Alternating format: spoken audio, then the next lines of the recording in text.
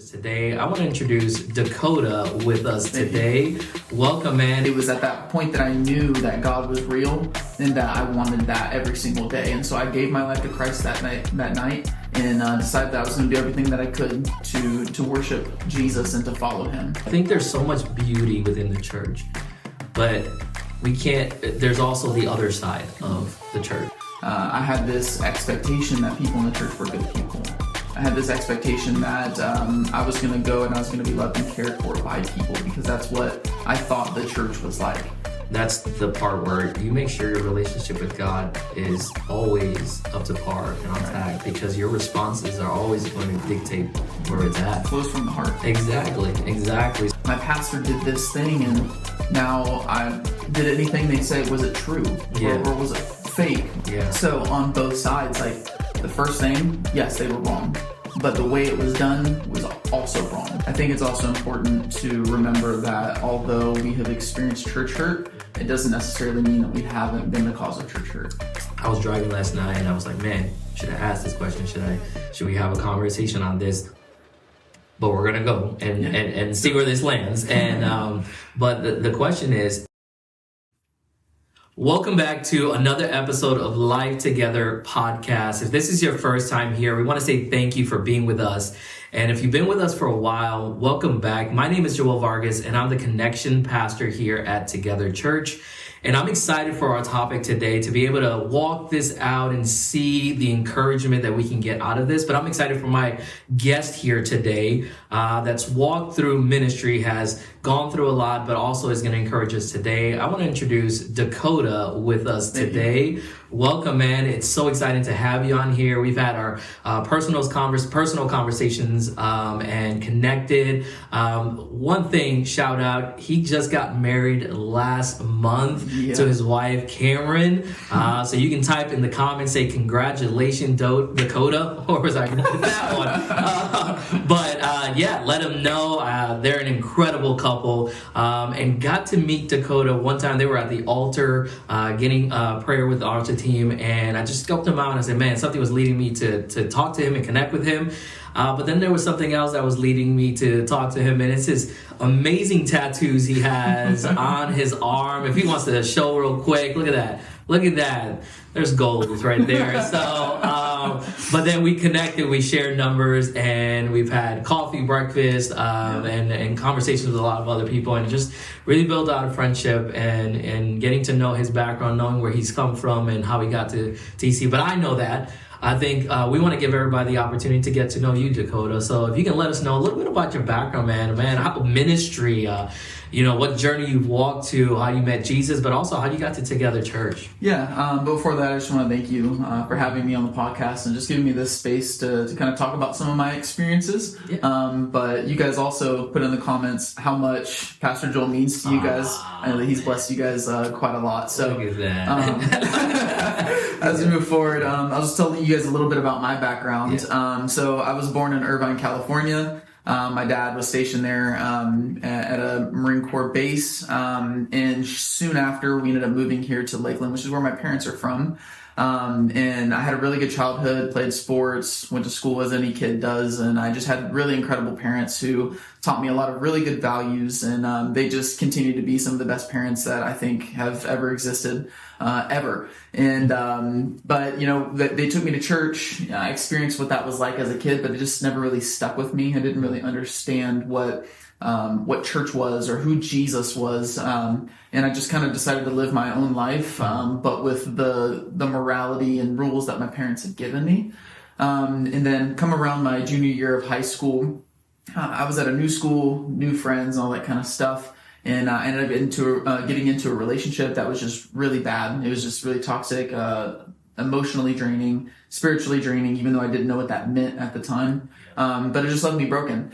And my cousin Mikey saw that, ended up inviting me to his church with his youth. And I went on that Wednesday, and that night changed me forever because I remember being there. I don't remember what the sermon was. I just remember being called up to the front because I felt something was inside of me that was just like welling up. Yeah. And the youth pastor said, come to the front if you feel like God is doing something in your life and you want to give your life to him. And I went to the front, and I literally felt everything in my life, all of the things that I had done, all of the weight of like my struggles had just fallen off of me at that point. Wow. And it was at that point that I knew that God was real and that I wanted that every single day. And so I gave my life to Christ that night, and decided that I was going to do everything that I could to worship Jesus and to follow him. And that ended up leading me to take my first mission trip in Panama. In Central America, and that experience ended up leading me to making the decision to go into ministry outside after I finished college. Yeah. But after a quick conversation with my youth pastor, he said, "You don't know anything, so you need to go to college. All right. You need to go to like Bible college, essentially." Yeah. So I was like, that's a great idea. So I decided to go do my bachelor's in missional ministries, and I finished that at Southeastern. But during my junior year of my school in my bachelor's, I decided to take an internship in Japan. And I spent 3 months there, and it was great. It was an amazing time. I learned so much, and it was truly my first time in ministry. And then after that, came back, finished out my senior year of school, and then decided that I was going to be a missionary full time. And so I went with a sending agency, started fundraising, doing all that stuff. But unfortunately, I was never able to make it to the field after that. Because of various issues, which I'm sure we'll talk about here on this podcast. And then what ended up really ending it all was COVID. And so at that point, I was directed to going into pastoral ministry, and where I spent almost 2 years in Tulsa, working for a couple churches out there. And then I eventually had some things that happened that ended up moving me back down here to Florida. And I've been here since 2023, which is eventually where I met my wife, Cameron. And it's been just such a blessing, especially when Cameron and I ended up finding TC and coming and attending here. So that's kind of a little bit about my background. Yeah. Well, thank you for sharing that and letting us know and everyone watching, the journey that you've walked through, the experience. I love that you said that. And I don't really remember what the youth pastor preached, but I think we all have some similar kind of, experiences. I don't remember what the sermon was that day, but it was still a marking moment in my life. And I think there's so much beauty within the church, but there's also the other side of the church, right? And that's where we want to walk into that conversation now, because the truth is the church is made up of imperfect people. And even though we're all focused on the perfect God, the perfect, salvation opportunity that, that's all we're striving, but it is imperfect people. And there are things that happen within the church that can sometimes, has been created within our social media society, has become a trendy word, right? It's become that everything is classified by this term. But then there's some legitimate church hurt. There's some legitimate hurt by the church. And we want to address that today. We want to talk about that. You've had your experiences. We'll probably get into that. I've had my experiences. And you probably watching today are walking still through that, or trying to heal from that, or have walked through that, and you can relate to this. But what I want to talk about first and kind of get your point of view is, what are some common causes when we're talking about being hurt by the church, right? Because in my perspective, when I can think of common causes and maybe just relating to experiences, is theological indifferences or just theological misconceptions, and this is how it should be, but then that causes a lot of pain and hurt out of things that erases the idea of what God really means to humanity. And it can go in hand with a lot of things that can kind of cause that trauma, and then eventually boils down to a legitimate hurt by the church. But man, your experiences and what you've walked, what can you kind of nail down is a common cause for that? Yeah, I think, there's a lot of things that can happen with church hurt based on the person, their previous experiences, different triggers, or maybe even traumas in their own life that can really struggle or make them struggle, because one thing might affect someone this way and another person be like, whoa, that's not even like an issue whatsoever for me. But, So it's really based on the person, but I think that there's a few overarching issues, like one of them being misplaced expectations. For example, like whenever I first started coming to church, I had this expectation that people in the church were good people. I had this expectation that I was going to go and I was going to be loved and cared for by people, because that's what I thought the church was like, based on the things that people had told me. And I was soon met with, or not met with those expectations, rather, whenever people were gossiping about me when I first started coming to church. And so I think that's one big issue that happens within the church, is just this misplaced expectations that people are going to be better than what they actually are, and not understanding that we are in essentially like this cancer ward where we're all slowly dying, and like we're just trying our best to be the best that we can be before our time comes. So another thing too is like misplaced individuals, where we give people the benefit of the doubt or too much power over certain people because they're just these incredible ministerial people. I've had experiences at churches that I've worked at where there were pastors who were given so much power or so much leeway for things because they had done so well with the church that they didn't have any oversight, and that eventually led to them doing immoral things, and that caused a lot of church hurt, not just to the people that are involved, but the church as a whole, because they're like, oh my gosh, my pastor did this thing, and now I did anything they say, was it true or was it fake? Like, so now I have to check myself and see what's going on spiritually. Was any of this true whatsoever? Or is this person just spouting out lies because they wanted something from me? I wanted to interject there, because it's just something that's spawned into like my thought process when you talk about that. Is the difference of theology versus personality, right? And can we say that perspective is an inkling or showing of idolatry of this leader, right? Because now everything hinges and ride or die on this person.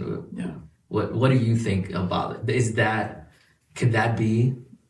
Yeah, I think that often we find that people have some sort of, I don't necessarily know that it's always like an idolatrous experience, but people do look up to those who they appreciate and those that they think are further along than they are. And so whenever people are coming into the church and they see this lead pastor that seemingly has an incredible marriage, an incredible family, an incredible job, they have nice cars, nice houses, whatever. And they're like, oh, I want to be like that person. But then come to find out, if you were to put them under a microscope, their life is in shambles. And morally, they're just not there. Or maybe they're just an untrained individual and they're just saying whatever comes to mind, or they're taking whatever sermon they heard online and, kind of recreating it for their own. And they just happen to get some like crazy following because of it. You can't really put a finger on it, but I think that there's definitely some of that within this church or talk whenever you have individuals who are given so much priority over another, and that person fails you. Then it ends up making you have to sit there and take a step back, like, oh, was this real or not? And I think that it boils down to just an issue of not having a personal experience with Christ. And you're putting a lot of stock in somebody else's relationship with Christ rather than really seeking God for your own. And I think that's true in every way. I mean, you can see the hurt and just, I guess, magnify or hyper-focus on one thing, like that person hurt me and all that, and not see the leading causes to that. And I think, I love how you said, many times could be because of untrained leaders or untrained people or people that were not even designated to be in that spot. And that can ultimately allow other people to have wrong mindsets because they're not trained correctly, or the right church word is discipled correctly. And now it's a fixation on a person, right? And it's about what they do for me and what they can do for me. And if they don't do it, then everything is a lie. So that becomes a very terrifying place to put people in, because it's on you, and something that God created, we can't handle. That's not for us. We weren't created to handle that. And also could be a side of you as a person can cause some idolatrous kind of mindset of your own self. So now you're like, hey, I'm good at this. I'm really good at this. So I don't need to worry about my devotional time with God. And if that comes, that's great. I don't need to console God. I can make decisions. And then you spawn off into this cycle And now it becomes the kind of the bleed over to the entire church and every person that it's him, it's her, they're the ones. And we kind of move the pendulum from God to the church. And that, I feel like those are common causes that can happen. Absolutely. When you see that pendulum swing to be the person makes that decision, but not because of God, that's a scary place to find yourself, because every decision will ultimately fall on you. Every single thing. And if any other decisions would be on God, and we're consulting, God's the one making the decisions, and it's going to be foolproof. It's perfect, but imperfect people. Mm-hmm. So I think even in that, I mean, it can really create those church hurt atmospheres and toxic connections and relationships and leadership. But I do want to kind of dive into this other thought, right? I said earlier on that there's this trend now of church hurt, right? We've been watching on TikTok, but like these are the bullet points of why the church hurt me, and blah, blah, blah, and documents all over here and documents over here and all that. And yes, again, there's some legitimacy to them. But then now everybody's prescribing to the church hurt, church hurt lineup. Like, hey, I'm going to make a TikTok video too because I want, So I want to really kind of get your point of view and your thought of this thought. So I had this mindset of there's a difference between being hurt by people and being hurt by church, right? Or this thought of being offended and actually being hurt, right? Because it could be hurt can be, again, a theological indifference, or they preach this and I believe this. We can talk about so many theological views, right? When we talk about I should have, I should have sold this much because I could get back, but then God doesn't bless me, so that's all wrong. God's wrong. Or the opposite is, hey, we're telling you the truth about life, we're loving you through it, but now I'm offended by that truth. So what is your point of view when it comes to that line between being offended and actually being hurt and broken? Yeah, I think it's a both and a combination of the two. For example, there was this situation at one of the churches that I pastored at. There was this couple who was on my team. I used to lead volunteer teams. And on one of my teams, you didn't even necessarily have to be a Christian to serve on it. Yeah. You didn't even have to prescribe to what the church was doing or saying was moral. We would just allow people to come and serve on the team so that they could get plugged into the church and eventually come to know Jesus that way. And this couple, they were Christians, but they were living together outside of marriage, and they were just doing some other things outside of that too. And so they were not allowed to serve on any other team except for like our greeting team. And so they had this decision that they were going to go serve in the youth, which they were not allowed to, based on those pre-talked about situations.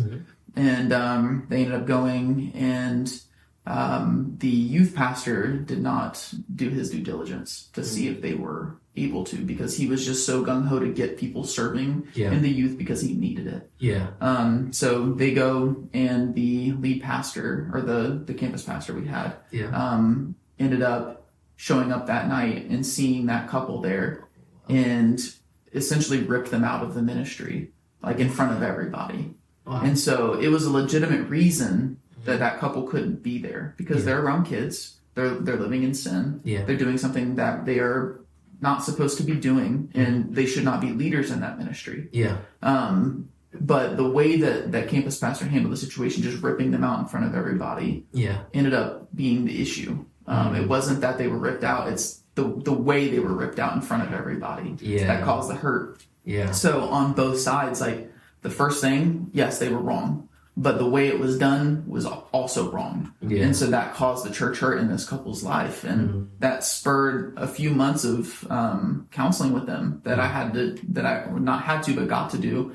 And they became really good friends of mine. And I ended up getting the opportunity to marry them eventually after having some conversations. So like there's just ways that we should be handling situations between people living an immoral life. That goes against scripture, answering and responding to those situations, but doing it in a loving way that doesn't kind of throw them under the bus or kind of cast that first stone situation that I think happens a lot of the time. Yeah, and I think for I guess in ministry leadership, that's the part where you make sure your relationship with God is always up to par and on tag, because your responses are always going to dictate where it's at. It flows from the heart. Exactly. So you're gonna love people wherever they're at, but you're finding that love with Christ first, and that reflects. So I mean that definitely, experiences that we've seen and responses that we've heard is really telling of those and where the church is at and leadership. But I had this thought when I was thinking about our conversation today, and I was driving last night and I was like, man, should I ask this question? Should we have a conversation on this? But we're gonna go and see where this lands. And but the question is there a difference between church member hurt and ministry leader hurt? Absolutely. I 100% believe that there is a difference, because and you'll understand this, and those of you that have worked in ministry, maybe even for a short amount of time, will understand this, but there's a different level of just devotion to the church when you work in the church, when you're a pastor, when you're called to something, serving in God's house. It becomes your life. Church is your life. Like, there is no separation between what I do for work and who I am as a Christian, where we can see that a lot with people that don't work in the church, that aren't pastors. There usually is a little degree of separation between me going to church, who I am at work, who I am at home, things like that. So whenever you have someone who's in the church, who's working in the church, who is a pastor, who is like in some ecclesial body of some nature, they experience that church hurt. Not only is it church hurt, but it's almost like an alienation from your own home, because that's your entire life. So your entire life just goes into shambles because you've experienced this thing that it's like your whole world gets flipped upside down. And so those of us that have worked as pastors or been pastors or still are pastors that have experienced that church hurt, it's so difficult to kind of rework and revert those issues. Because it's part of your life now. And it's just how it is. And I think it is a difficult and the investment, the buy-in, and the level of trust, right? You're walking this. Really, ministry is like this uncertain but where are we getting to? And I think there's a level of trust that is required once you step in there, and hoping that the people you give the trust, we got it, we're going to do this together, and it feels like that. Pull of the rug, like, oof, that didn't happen. I think, experiences that I've gone through was that issue, is the mistrust or the betrayal, right? And trying to find some hope again. I think it's finding some ability to be like, hey, God's still God, regardless of the imperfection that happens in the church. I think we say it all the time in the church, right? It's the church is a hospital, just looking for a physician, looking for the doctor. And I think we said it so much, it kind of becomes watered down, and the truth of that, it kind of like goes away. But it is true. We are, you said it earlier on, we're all still just, it's like dying to ourselves every day. So that's still true, but God's purpose and perfection is still true as well. And it go hand in hand. Man, we want to know, or I want to know your personal experiences. Like, what did that look like, you walking out some, and disclaimer, we're not dropping any names. We're not going to say anything that, if anyone knows, we're like, ooh, they're going to drop names. That's not the purpose of what we're doing today. The purpose is, drama. We're not here for the drama. We ain't trying to get the, whatever they say nowadays. The tea. So, honestly, it's talking about a true and real topic and conversation, and that we see day in and day out, but also bringing some encouragement out of that there is hope at the end of that the church is the church, but God is still God, and it goes hand in hand. There's no separate. So, but what's your personal experiences, man? And also with that disclaimer of not wanting to throw people under the bus or drag their name through the mud. I think it's also important to remember that although we have experienced church hurt, it doesn't necessarily mean that we haven't been the cause of church hurt. That's good. Yes. So, like, a lot of times we like to think that we're the victim in our own story, and sometimes we are. But we victimize ourselves so much that we never remember that sometimes we're evil too. Yeah. And so like that's kind of the perspective that I take is like, though I have experienced difficult things and I've experienced church hurt, there's likely a story or hundreds where I have been the cause for someone else's church hurt, and now they're trying to work this out. And God forbid I'm the reason that somebody else just isn't even in church anymore. So thinking about that is really sobering, and it helps me to understand that though I've been through some experiences, that I am still able to move forward, and I'm able to forgive and be forgiven at the same time. But so as I mentioned towards the beginning of our conversation, when I first became a Christian, I kind of got some scrutiny from some of the people in the ministry because I had just lived, however I wanted to live, and people didn't think that I was actually a Christian when I gave my life to Christ. And people started gossiping about me. People started spreading rumors about me and things like that, and things I had literally never done truthfully. And that caused a lot of pain for me because I was like, I thought I was coming to a place where people were better than the people that I used to be with. And so that unmet expectation really, really hurt me early on.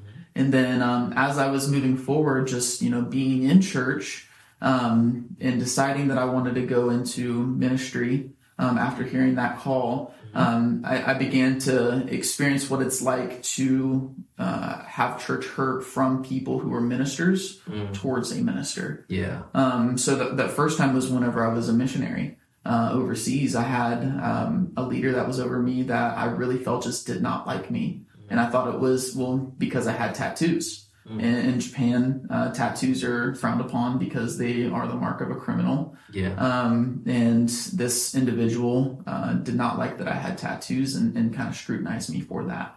And so instead of him looking at me as a human, I was now an obstacle for the ministry that God had called him to.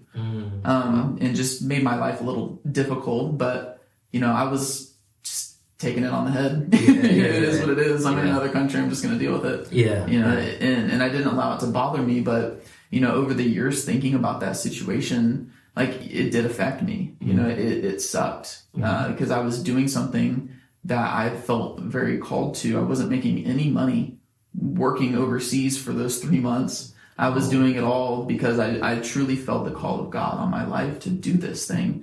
And I ended up coming out with some unfortunate church hurt scars. Moving forward from that, whenever I became a missionary full time, I had a situation with my other leadership, my higher up leadership, who ended up lying to me about a situation of why I couldn't go work with another missionary. And lied to the missionary saying that I didn't want to work with her because she was a female. And that just wasn't true whatsoever. And then they ended up lying to her saying that I didn't want to work with her. And so there was like this double church hurt thing where she thought one thing that I just didn't want to work with her. And then I was told one thing that I couldn't go work with her because she was unwell. And so that caused a lot of confusion for me. And that really hurt me a lot. And then leading up to COVID, that kind of was one of those situations where it's like, all right, this is a good spot for me to kind of get out because I've been experiencing so many things. I haven't made it to the field. It really feels like God is trying to keep me off the field for some reason. I was fully funded, just ready to go, just looking for a visa. And then COVID was like, nope, it's not going to happen. So country's closed. And then I started seeing all those red flags at that point because things weren't sunshine and rainbows anymore. And I wasn't looking through those rose-colored lenses. And so that was really difficult. And it took a couple months just to be okay with that. And then just ask God, like, what am I actually supposed to be doing here? And God ended up directing me into pastoral ministry at that point. And that's whenever I ended up interviewing with a church, and they moved me out to Oklahoma. And I was pastoring there, like I said, for a couple of years. Well, at this church, it wasn't a couple of years. It was about a year. And I had probably the worst case of my church hurt experiences with this church. It was just, the church was so organizationally focused.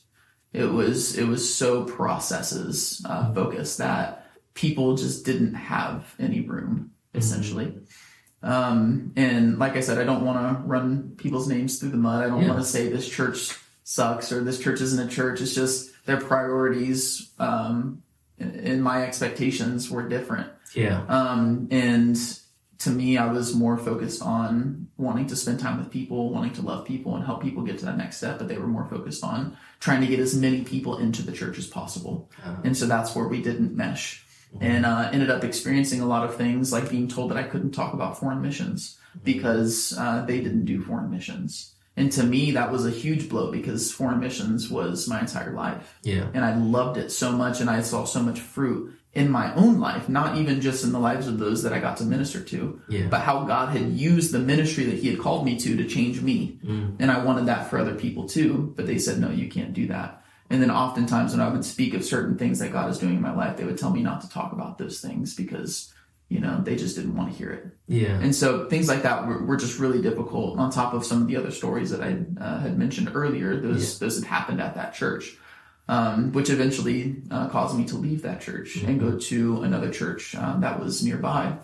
And that church was a fantastic church. I did not experience bad church hurt or anything at that church whatsoever. But unfortunately, at that time, I was going through some things at home as well. I was married at that time previously, and I was married to somebody who was a pastor as well. And I started experiencing just really, really negative experiences at home. Unfortunately, experienced a lot of abuse in the household. And that made my life literally a living hell. And it was so difficult for me to pastor others whenever I was coming from a place of hurt and brokenness and not being able to even just function in the comfort of my own home. And this is something that I mentioned to you, but I was going through so much at home that I looked for any opportunity to not be at home.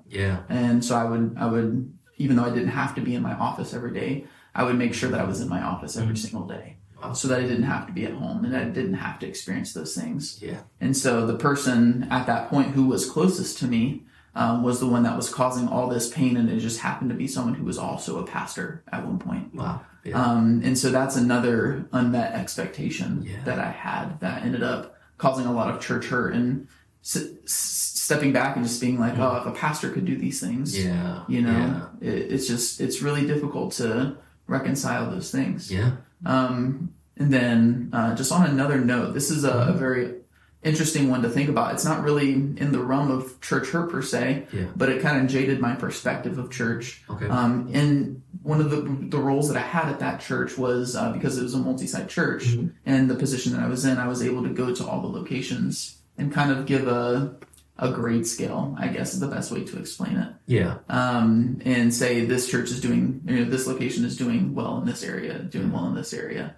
And it kind of jaded my perspective of church because now I was looking for how well this church was doing something specific rather than being able to just experience Christ and to be in the presence of God. I just became kind of like a quality assurance manager. So that was another thing that really messed me up spiritually, being that was my job. I didn't get to really just experience church as it was intended for me.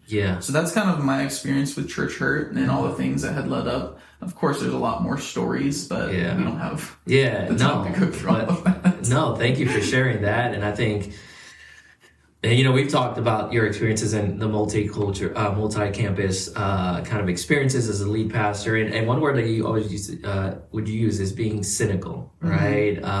This rise of cynicism inside of you, which is another way of saying just being negative about it. Find all the negative. And I think that is like church hurt that is not addressed, or you're not able to leave it to God, creates cynicism in your life.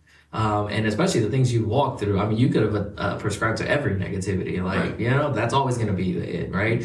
And I think that's how this word church have become so trendy, is because we do live in a society that once it happens, it's always going to happen, right? Or that's always going to be my experience, right?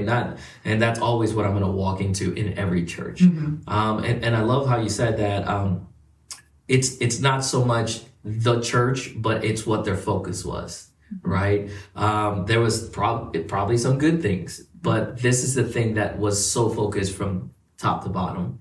And it's what caused these situations in multiple ways, right? You can talk at that. And I think, experience within ministry, and again, we talked about that earlier, which is the difference of church member, herd, and ministry. I think, and I love that you said this, the one thing with your last church before you got here to Lakeland, it wasn't the church, but it was what you were experiencing already at home, which was connected to the church. And maybe we can say that a lot of those, I guess, church hurt or toxic traits that come down from leaders is a reflection also of what's going on at home, right?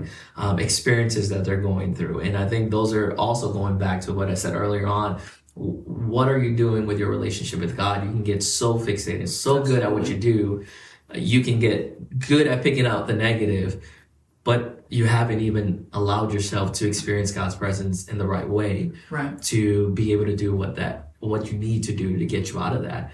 Because life is that, right? It's experiences of, or seeing all the negative things that happen, right? Anything that comes out with life or any challenge is always going to be negative. But where are you finding God in all that? And for my experience, I mean, me and my wife and my family walked through some church as well, dealt with some things as well, being in ministry and leadership. And I think many of the people watching, either you're going through it now, or maybe you haven't allowed yourself to be healed from it or walk a healing process.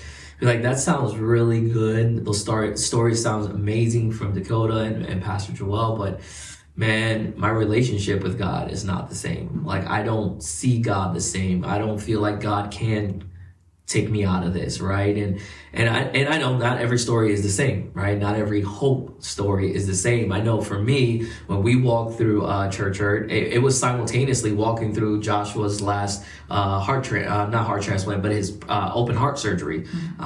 Before, eventually down the years, we would jump into heart transplant. But so we're going through church hurt. We're going through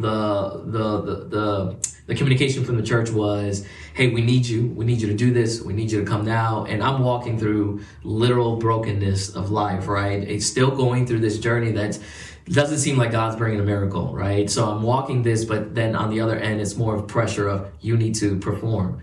You need to come and do, and not check on me. So there's this side. But then I see God's hand working in my son's life, and simultaneously I feel like I'm getting hurt by the church, but I'm also getting cared for by God. So for me, my experience was like, hey, I was able to maintain my relationship with God because I saw God working in my most broken moment of my life. But not everybody experiences that. Not everybody gets that opportunity to walk those two sides of the line and see hurt, but also experience still God and still maintain that relationship.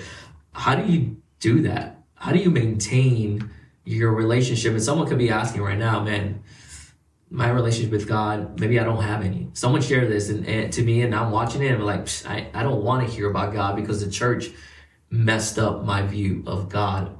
But how do you do that? How do you get back into the relationship with God? That's a great question. I think it's the thing that most people struggle with whenever we come to this topic of church hurt. Like, what do I do with this now? Yeah. I think it's really easy to have a negative experience and now everything becomes negative. Now, what you focus on is what you see often. Like, if you just get a new red car, you see a lot of new red cars. Because that's what you have. So if you're focused so much on the negative, you're going to see a bunch of negative. But if you're able to just alter your focus on the good, you're going to start seeing a lot of good too. And that's something that I've had to continuously tell myself.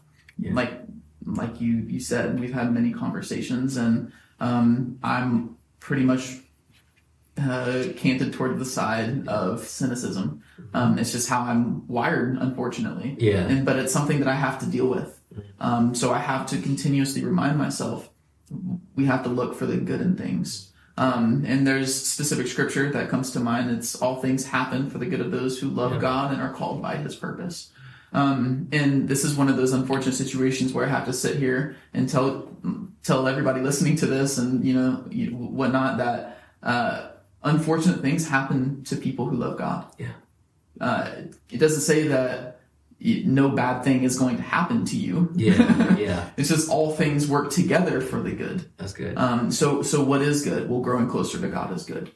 And so I would challenge people to say, or to think at least, that some of that church hurt was allowed so that it would bring you closer to God. So that maybe you would stop focusing so much on that leader. Or maybe you would stop focusing so much on whatever it is that your mindset was on.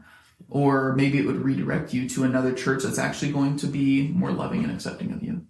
There's a lot of things that God allows in our life that he doesn't necessarily want to happen to us, but it's necessary for it to happen to us because it eventually brings us closer to him some way, shape, or form.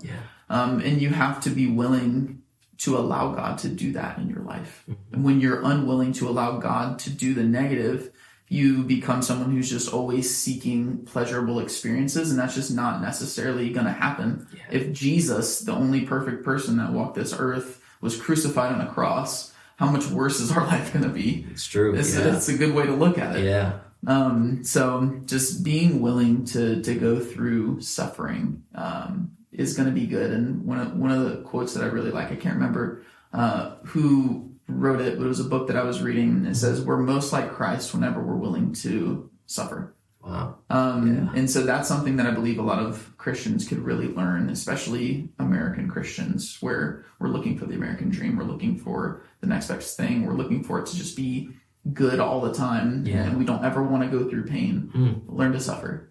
And that's going to benefit your life greatly because you're no longer going to sit there and be like, God, why me? Instead, you're going to be like, okay, God, what is it that you're wanting me to learn from this? And how can I grow in this? So that's really how I like to think about maintaining my relationship with God through difficult circumstances. I heard this from an Orthodox priest one time. He said whenever he doesn't see suffering in his life, he asks God, where are you? That's good. Wow. And it's interesting to think about that. And we look at the life of Job specifically. Whenever he's being tested, he doesn't sin in the first situation where he says, for dust I came and from dust I'll go. And he says, why only accept the good from God and never the bad? I think that's a great place to be whenever you can accept both. Because ultimately God's doing it for us and for the good of those who love him and are called by his purpose. Man, that's real good. I think, I like to remind myself and remind everyone else that no matter what you walk through, there's a lesson. There's a lesson God is trying to teach you. There's a reason, there's a purpose, and maybe he didn't orchestrate it, but he'll take that and turn it around. So, looking at, again, my experiences of church hurt, in our beginning years of, again, our son's congenital heart disease, we were closed off to community. We didn't, and obviously because there was things that were going on that kind of edged us to close away from community. Like, I don't know if I want them that close. It seems a little sour right now. It seems like it's going a little bad. But we were comfortable where we're at, so we're like, listen, it's not that big a deal, but we're okay on our own. And then God knew down the future, you need community. So as much as we always say, me and my wife are always saying, God literally plucked us out. Like he forced us out. Because again, and this is one thought, for us, we knew there was some church hurt going on. There was things that shouldn't have happened, but we were comfortable where we're at. And I think that might lead more it could be also for church members, but ministry. Once you're good where you're at, regardless of what happens, you're like, I can turn a blind eye. I can keep moving on. It's hurting me, but it's okay. God's got it, right? Because we use that notion. God's got it. God's going to change it. And we're like, God's like, nah, I need you out. That's what I'm trying to tell you. And God pushed us out and brought us to TC. And then now, years down the line, we can sit back and be like, now I see it. Like, this is the place we needed the community for one of the biggest moments of our lives to walk that out. And if we didn't, if we would have still been in the same place, would we have the community? Would we have been able to make it out? And I think that's where I start learning God has a lesson for everything. Yes, it hurts. Like you said, yes, it sucks. It's never easy to go through. Yeah, exactly. It's not like something where you're like, God, please give me all the pain in the world. Nobody's praying. If you are, praying for you. You need some help.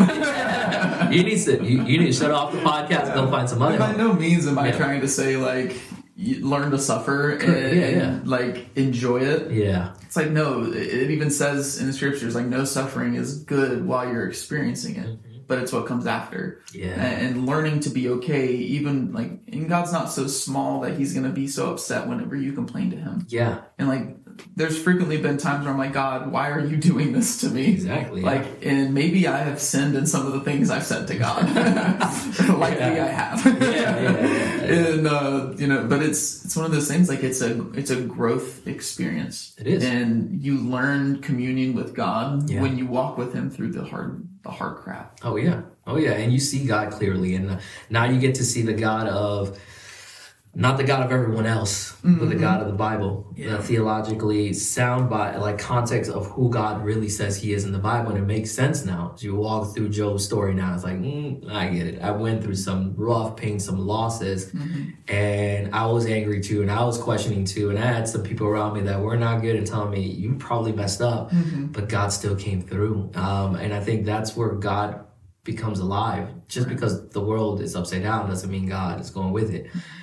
So there's lessons out of this, and that's why we wanted to kind of talk through this conversation, because we can prescribe to the trendy word and the notion of what social media brings, but there's lessons that God will bring out of the mess ups of the church. Right? Again, I just keep saying that the church is just a body of messed up people that are trying to just get it right with God. But again, if your focus is on the people next to you on your right and your left, you're always going to be disappointed. You're always going to find negativity. You're always going to be hurt by something. It is God at the end of the day that we need to look. Is there things that the church needs to be aware of? Of course. Absolutely. Is there things that we should be conscious of and be proactive on? Of course. And is there things that have happened in the history of church that shouldn't have happened? Of course. There's of course all over. There's a lot that can be, but again, it doesn't change who God is. Absolutely. And man, this is the thought I want to jump into. How do I heal? Let me portray it this way. How do I start healing and finding forgiveness? Yeah. I know I've been hurt. I know, because for me, in my experience, I remember walking out, we came to TC, and I wanted nothing to do with ministry, because that's where I got hurt. Right? Those are the people I trusted. They betrayed me. Sure. I felt like I was just an object and not a person. And I didn't want to deal with that anymore. I didn't want to feel that anymore. I said, you know what? I'll just close that off. I'm okay with God, but I'm not okay with ministry. Yeah. Right? Work a 9 to 5 where they don't expect anything. Exactly. And if they curse at me or they say something bad at me, I expect that expectation. I know they can because of who they are. I don't expect that from here. So I'm walking into church and I'm like, no ministry, God, and everybody's heard my story, cried. It's been a long time since that happened, just felt the presence of God. And I was like, this is church. We became here. And then months later, the idea of stepping into ministry was presented, and I was very reluctant. I was saying no. Like, I would close my eyes and I'll say no. That's how I was like, but, and my wife, the prayer warrior, I guess, she's the one that hears from God. I never do, I guess. And she's like, are you sure? Kind of like, like something in her heart is telling her, but obviously she's not going to impose that because there is real pain, real hurt. So I'm like, no, we don't want to be in that place again. Life is going to be life. Things are going to happen in the world. We can't control that, but this I can control. And the question keep brought up and questioned. And I think it was just one last time, there was something that hit me in my heart and said, you need to say yes. And I was like, and I still being like that. I was like, that's the enemy. That was the devil talking. That was certainly not from God. There's no scripture that. Yeah. So, and I'm like finding every excuse. And I remember the last time I was like, I give it a try. I said, we'll do it. And I remember I went back home and told my wife, and I said, hey, I think we're going to do this kids ministry, become kids director of the church. in the church, and she's like, for real? Like, she really was surprised because I was so reluctant. She's like, for real? Are you sure? Like, hey, don't make me second guess now. I'll take it back. And I said, no, I really feel like I have to do it. But one thing that I could not get past is trusting people because I was hurt. And I don't know how God had, again, this is the question inside a pastor's mind or just a human person. It's like, I don't know how God has so much grace to allow me to still step in ministry with my doubts of trusting and my fight with trusting and not being healed with the trusting aspect of my life. Because I stepped in, but I was still, my guard was up. My walls were up. And it wasn't through years of just being here, being loved by people in this church, finding real community, finding real family, knowing what it means to be a church family for real, that I said, yeah, I can trust again. But it was hard to step into that. It was difficult to say, yeah, I'm ready to heal. I didn't think I had a problem. It was their problem. It wasn't my problem. So I'm okay with what I got. How do you tell someone that feels probably the same way and say, hey, how do I start this healing forgiveness? Yeah, I think one of the biggest things is the parable of the unforgiving servant. I think a lot of us have heard it, but maybe don't put this in the same conversation. Yeah. So the parable of the unforgiving servant goes a little bit like this. There's this servant who has this immense debt. It's let's say it's $100,000, $1 million, something like that. Yeah. And this king or ruler calls this servant in and says, listen, you need to pay your entire debt right now or I'm throwing you into prison. Yeah. That servant hits his knees and he cries out like, please forgive me. Please just give me another chance. And that king, not only giving the servant another chance, is so benevolent to completely cancel his debt and say, look, you know what? Because I'm a merciful king, I'm going to forgive your debt completely and I'm going to let you walk free. And that's what happens. So the servant leaves, goes out. The other servants heard this conversation. You know, they have thin walls back then. Straw. Yeah, exactly. Mortar. Yeah. And so he's walking out and he sees another servant that owes him maybe $100. Yeah. So here's this comparison. We have $1 million in debt versus $100 in debt. And he goes up to that servant and beats him up and says, give me my money now. I need it now. And he's just beating him. And the other servants see that. And they're like, yo, didn't you just get forgiven this massive debt? And you're going to go beat up this guy for a measly debt? Yeah. You were just literally given $1 million because your debt was canceled. Yeah. Now are you going and doing this to another fellow servant? So now those servants go and tell the ruler, and the ruler goes, well, you did this to yourself. Now I'm throwing you into prison until you pay off every single penny. Yeah. And so that's how this parable goes. Well. And so we have this unforgiving servant who is forgiven of an immense debt. That's us.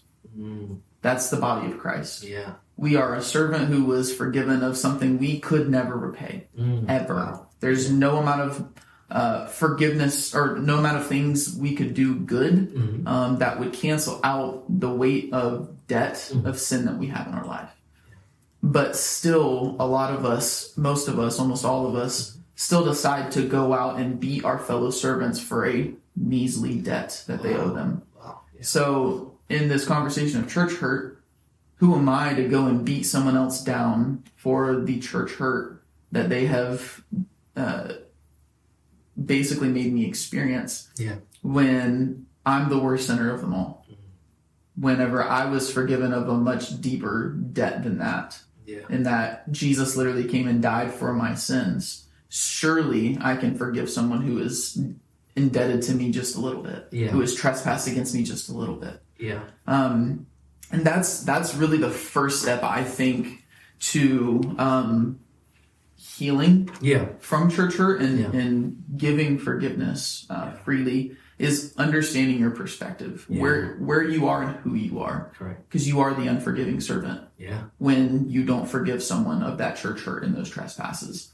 And it's not easy to sit there and realize that, because like I said earlier, we like to be the victim in our own stories. It's easy to be the victim. It's easy to be woe is me and get the sympathy of other people. What's really hard is being the person that has been wronged and then still saying, you know what, I'm going to forgive you anyways, and I'm going to grow from this experience. Yeah. It's tough, but it's necessary. That's what it looks like to be a Christian. Yeah. It's to forgive. And you don't have to forget. You can forgive. You cannot spend time with that person anymore. You cannot be around that person anymore, but you need to forgive and you need to move forward. And what do the scriptures say about prayer? We pray for our enemies. Yeah. We pray for those people that have wronged us. Yeah. Is it easy? Heck no. Yeah, do I want to sit here and pray for those that have caused the deepest pain to me in my life? No. But every single time I think I don't want to do it, God, through the Holy Spirit, says to me, you need to. Yeah. And who knows why? I don't know. Maybe it's for me more than anything. For me to be able to forgive someone truly, forgive them and to pray for them. And I think that's like one of the deepest ways that we can really move forward after pain. To be able to forgive those is to actually pray blessings over their life. Yeah. Furthermore, with prayer, this is a thing that I tell a lot of people. Don't underestimate the power of prayer. Like, I know it's such a cliche. Like, don't underestimate the power of prayer. And we're Pentecostals. I like your voice. I like your voice there. And we're Pentecostals, so you know, prayer is one of those important things to us. We pray aloud. We pray with people. It's one of our core tenets, you know, in the Pentecostal denomination. But often we forget that we can literally pray for character. We can literally pray to grow in the fruit of the Spirit.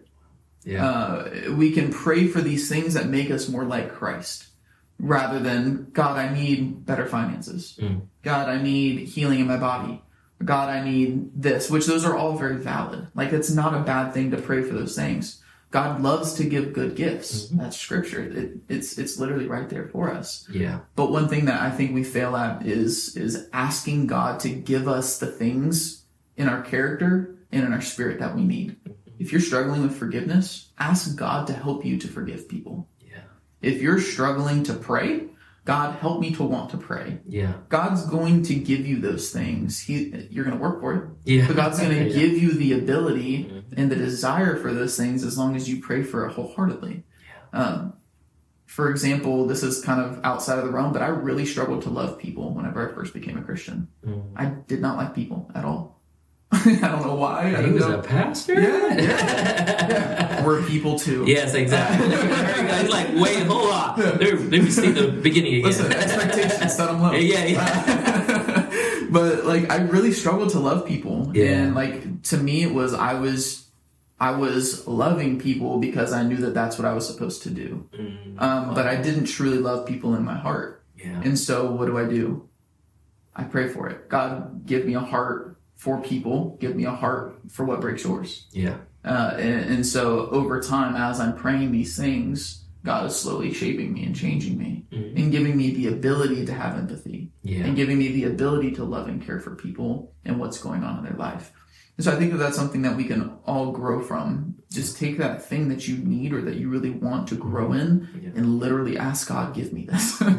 So if you're struggling to forgive people for church hurt, God, give me the ability. Help me to understand what it means or how I can grow in the ability to forgive others and grow from this church hurt experience. That's good. And I think what you were saying, that I was like, either you pray for it and allow God to mold you and be focused that God's doing it, or you're going to walk, God's going to allow you to walk the things because it needs you to mold that character to what he's calling you. And I think, again, it goes back to learning the lessons of what God is showing me. Like, a lot of the things that you may have walked or will walk through have a purpose so that it shapes you to what God is calling you to, or the purpose that God has for you in your life. And I think it also goes back to, and this is for both of you, you may be watching like, well, I've never experienced church hurt. Well, always be aware you may not have experienced it, but maybe you were a part of it. There's two ends of that, right? There's the experiencing of the church hurt, but there's the causing of the church hurt. And I think in that, you should also pray, hey, God, check my heart, right? Check where I'm at. And I think everything goes back to the posture of your heart. What have I said? Because me, man, walking through the church hurt and sitting back and thinking about it, like, man, I'm thinking back in my time leading, and now I can see I shouldn't have said that. I shouldn't have done that. I really messed. That was not smart. Like, was I the cause of that church hurt now? And now you have another weight, right? Not just your church hurt, but now you have the weight of I've affected someone. I've caused that hurt. So now I got to pray, all right, God, heal me from that mindset. Like, heal me from that thought. Allow me to maybe somehow, if God allows it to, come across that person and ask for forgiveness. And that's hard too, because now that drops your ego, that drops your pride, that humbles you. So there's two views of it when you're looking at it. And while we're talking, this is open your mind to that thought. Like, have I been the cause of it? And have I experienced it? And if I have, what am I doing to make it better? Seldom are you just a recipient of things. You're always going to be the cause of something. The way you respond to it, the way you take it, even. There's going to be something in that keeps you from just being a victim per se. Now, of course, there are situations where you truly are just a victim. But there's probably other things in your life where you are kind of moving things into action in that way. But that's kind of my thoughts on that. Yeah, man, that's so good. I think a lot of this has a lot of encouragement to it, and just the view of like, we all walk through probably similar things in different ways and different paths, but it all leads to one, which is God. So, man, thank you so much for your time, man. Thank you for sharing your experiences and your story, and allowing people to hear the encouragement of there's hope at the end of that road of hurt. So thank you so much, man. And if you are watching, we just invite you to subscribe to our channel, hit the like button on our video, and we'll see you next time.